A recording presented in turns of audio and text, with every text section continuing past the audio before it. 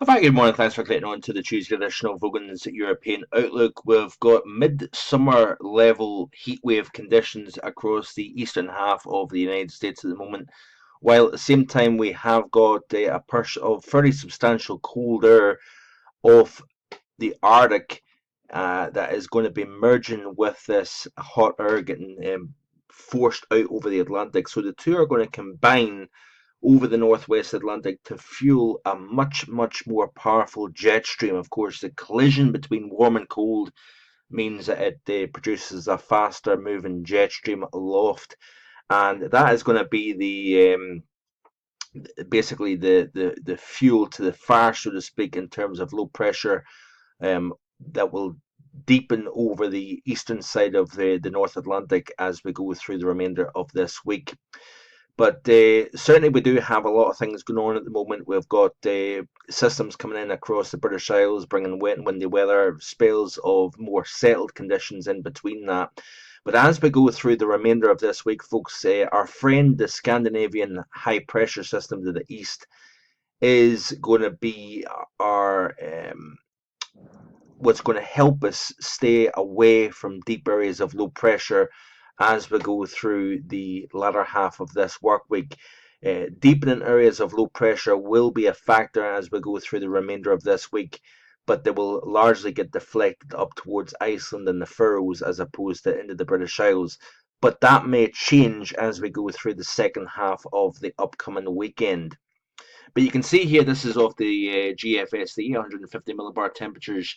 There's that tremendous warmth at 5,000 feet getting forced up into the eastern side of North America, while we've got some very cold air getting driven down the Davis Straits, and that is going to essentially merge, forcing a much stronger jet stream aloft.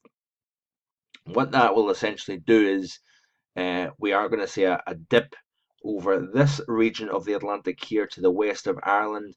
That is going to be what forces and deepens these areas of low pressure driving eastwards.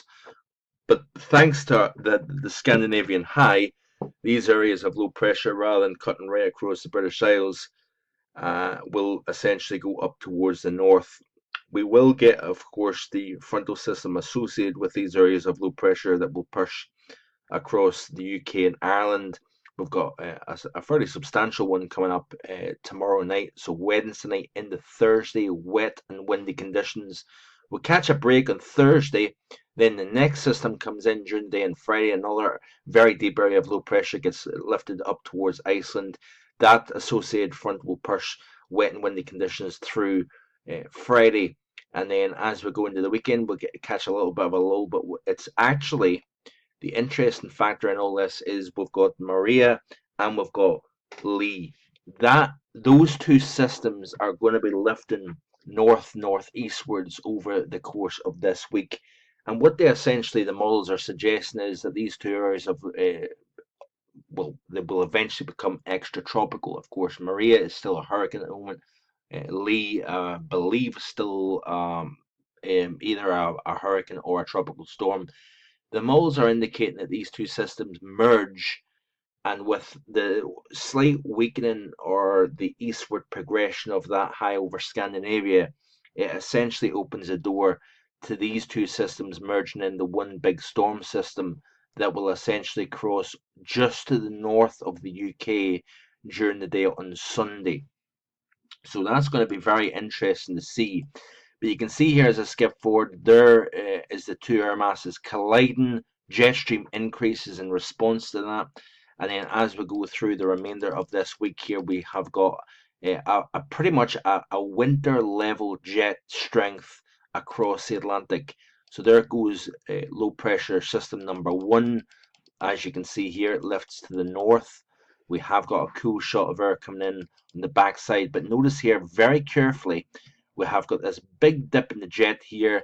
We've got the ridge here, but we've also got, of course, these two former tropical systems by this stage starting to merge in to one another, and this will create a very deep area of low pressure, potentially into the low 950s and millibars, potentially bringing storm force winds across not just coastal or high elevation locations, but we may see stormy conditions across a large swathe of the UK if the mull is correct. There is a lot of things that will chop and change at this moment in time, but it does look as if we could have the season's second named storm, and some of these winds would be very powerful and quite disruptive, I think, as we go into the Monday morning commute period. So it's going to be interesting to see what happens here. A lot of things going on in the weather. Keep it right here on markvoganweather.com and on YouTube.